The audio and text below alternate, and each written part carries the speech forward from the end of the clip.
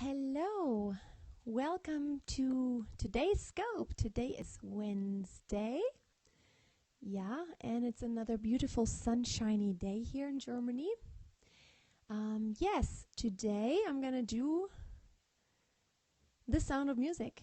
So, The Sound of Music with Julie Andrews. Isn't that a wonderful movie? I mean, if you don't know it yet, you should definitely watch it. It's got wonderful music in it and wonderful singing. Julie Andrews was always one of my favorite singer even when I grew up because she has the clearest, cleanest voice, and that's actually something I'm going to talk about after I get through singing. Vocal cord closure. Now, the degree to how your vocal cords close, how tight they can close, will determine the sound. So I will talk about that a little bit. Let's get started here with the singing.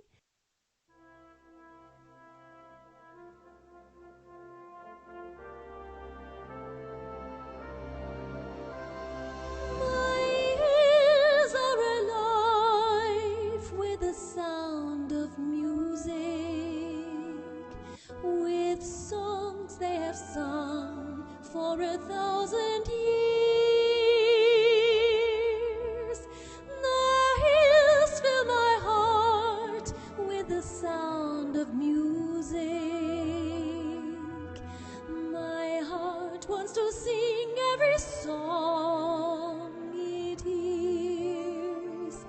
My heart wants to beat like the wings of the birds that rise from the lake to the trees.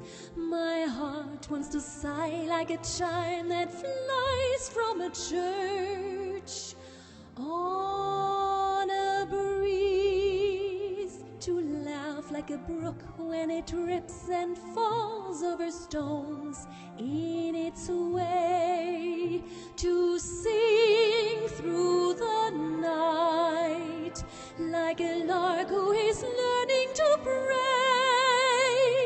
I go to the hills when my heart is lonely. I know I will hear what I've heard before. My heart will be blessed with the sound of music, and I'll sing once more.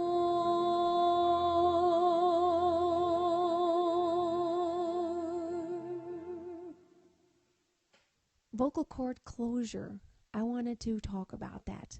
Now, somebody just commented, nice clear voice or something like, well, thank you very much, first of all. And then also, yeah, the vocal cord closure, the degree to how much your vocal cords close really determine the quality of your sound. So when the vocal cords are very far apart, it's kind of like this. Like, let's pretend these are the vocal cords, like here, like this. So whenever you have them very loose, it's going to be a very breathy sound because there's a lot of air that can flow through, and there's going to be a lot of this air sound flowing through. It's like blowing. You can hear a lot of air going through, so it would be like, yeah. You hear this airiness.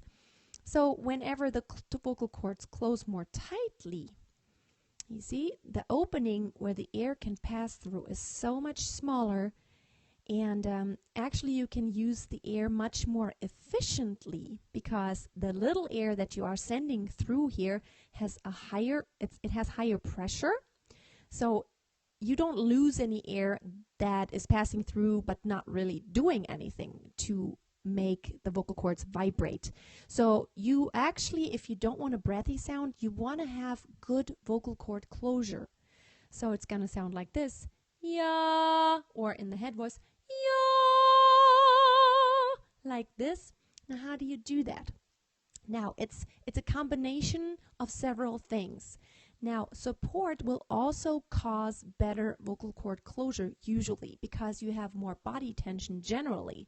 So whenever you're too relaxed and too there's under tension and you're just there's no tension in your body, usually the air column that you're gonna have that passes through your vocal cords will be not very dense, and thus the vocal cords usually don't vibrate as efficiently, versus to where you have a high air pressure. You're condensing the air that comes from down here by really making those muscles tight that are all around your lungs.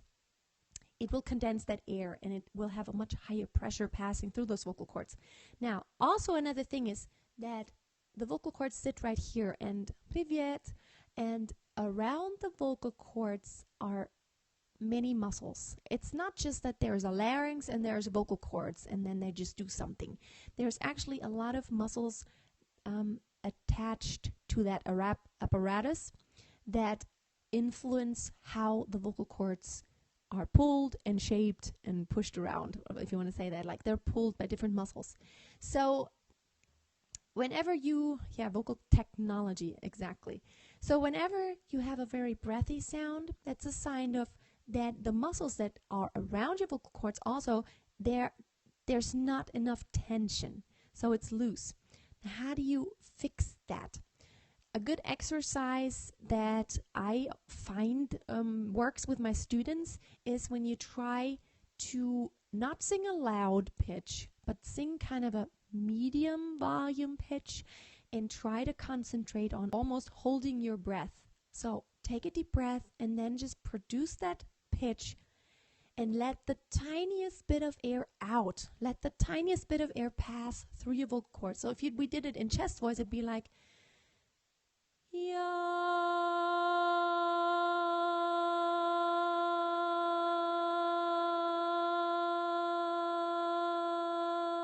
You could do this forever and ever and ever and ever. I'm just letting a little bit of air through and you don't hear any breathiness. You could do this for a very, very long time. It's almost like holding your breath.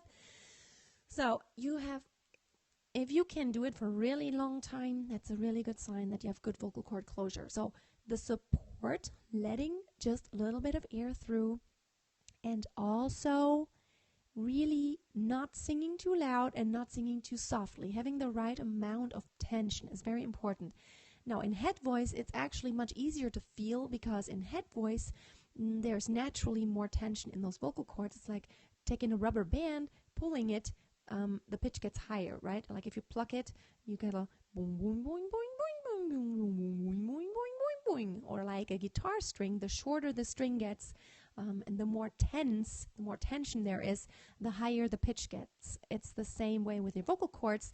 So on head voice, there's more tension in your vocal cords, which means they automatically come together closer. And then there's really very little air coming through.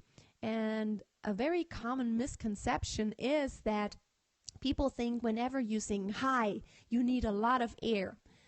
It's actually the other way around. When you sing lower, you need a lot more air because the vocal cords are much further apart.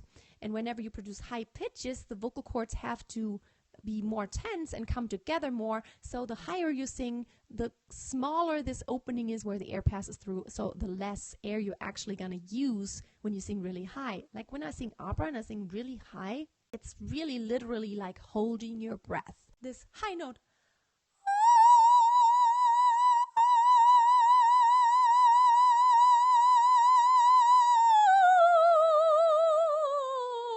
It's like so little air goes through. I could do this forever, and I would actually have to take a breath, take in air, not because I'm running out of air, just because I'm holding the breath. It's almost like going for a dive, and that's how it feels.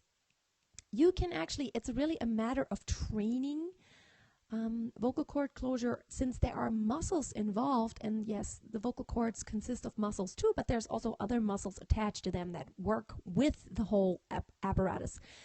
It's really a matter of practice, and that's why I can never stress enough how important regular practice is.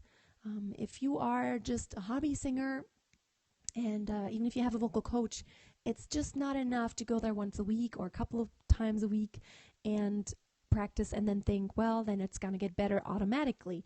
It's like doing a sports. The more on a regular basis you do, the more change you're going to see, because these are muscles.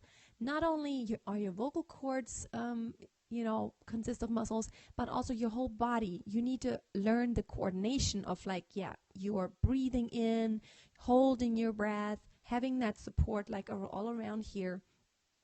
It's something, all those processes need to be coordinated, and the more often you do that, the more automatic it will get. And that's the basic thing in singing. Like, you have to work to where it gets automatic. Like nowadays, I don't even have to think about support. I don't have to think about vocal cord closure, just because it automatically happens. Because I practiced it for so many years and it's become second nature to me. I don't have to think about it consciously. Every once in a while, when there's a really hard passage, I know why things work and why not, so I can actually use my knowledge and then think about it consciously. But that's the story about vocal cord closure, and it makes such a difference just in the sound of a song. If I were gonna, the hills are alive with the sound of music. Ooh, it's very breathy, and I'm running out of air so quickly.